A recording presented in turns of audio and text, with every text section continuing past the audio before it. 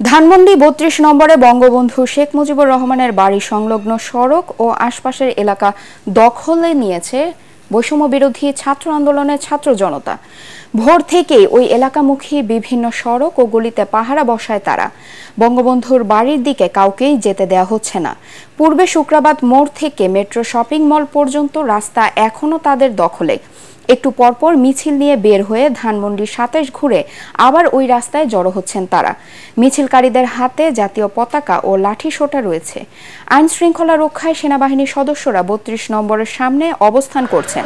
এছাড়া police, BGB ও সেনাবাহিনীর সদস্য মেট্রো শপিং মল মোড়ে আছেন।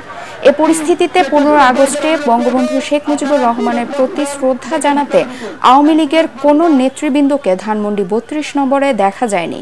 দুই একজন কালো পোশাকে আসলে তাদের ধাওয়া করে ছাত্ররা।